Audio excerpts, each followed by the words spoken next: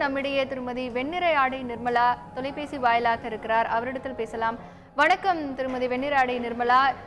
உங்களுக்கு முதலமைச்சராக இருந்து மறைந்த செல்வி ஜெயலலிதா அவர்களோட நீங்க பழகி இருப்பீங்க.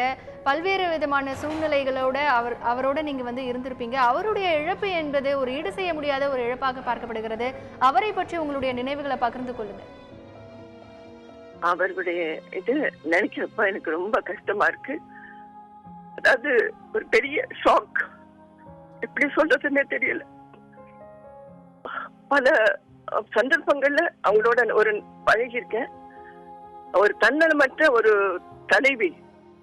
இன்னைக்கு இப்ப பிரச்சாரத்துக்காக போனப்போ ஒவ்வொரு இடத்துலயும் அந்த ஏழை மக்கள் ஆகட்டும், லேடிஸ் ஆகட்டும், அவங்க அம்மாவுடைய ஒரு நல்ல ஒரு இந்த திட்டங்களால பயனடைஞ்சு, அதனால அவங்க அவங்க பத்தி பேசுறப்பவே அவங்க முகத்துல அப்படியே ஒரு பிரகாசம் வரும். அவங்கள நினைச்சாதான் இப்ப எனக்கு ரொம்ப என்ன சொல்றதுன்னே தெரியல. அதாவது எம்ஜிஆர் எவ்வளவோ மோசமான ஒரு கட்டத்துக்கு போய் மறுபடியும் திரும்பி வந்தார். உயிரோட திரும்பி பல ஆண்டுகள் அவர் ஆட்சி கொடுத்தார். அதே மாதிரி இவங்களும் எப்படியாவது வந்துருவாங்க திரும்பி அப்படின்னு தான் நினைச்சிருந்தோம். எங்களுக்கெல்லாம் இது ஒரு பெரிய ஷாக். நேற்று கூட ஒரு தடவை ஒரு தப்பான செய்தியா அப்புறம் சரியான செய்தி அப்படின்னு சொல்லி திருப்பி சொன்னாங்க. அந்த மாதிரி இதுவும் இருந்துடக்கூடாதான் தான் நாங்க எல்லாம் ரொம்ப எதிர்பார்த்தோம். ஒரு ஈடு செய்ய முடியாத ஒரு இழப்பு. அதாவது ஒரு எப்படி சொல்றதுன்னே தெரியல.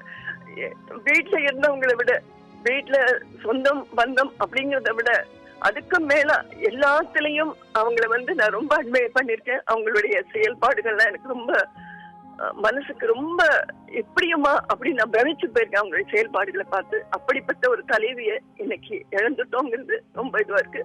நிச்சயமா அவங்க நான் இந்த தமிழ்நாட்டையோ தமிழகத்தையோ தமிழ் மக்களையோ விட்டு போக மாட்டாங்க. அவங்க ஏதாவது ஒரு உருவத்துல நிச்சயமா அவங்க செய்வாங்க. இப்ப எம்ஜிஆர் போனப்போ அப்படிதான் நம்ம எல்லாம் நினைச்சோம். அதே மாதிரி அவர் தொடங்கின ஒவ்வொரு திட்டத்தையும் இவங்க பல நல்ல முறையில இன்னும் சிறப்பா செஞ்சாங்க. அதே மாதிரி அவங்க ஏதோ ஒரு விதத்துல இந்த தன்னுடைய பொது பணியை தொடர்வாங்கன்னு தான் நாங்க நினைக்கிறோம். அப்படிதான் நான் நினைக்கிறேம்மா.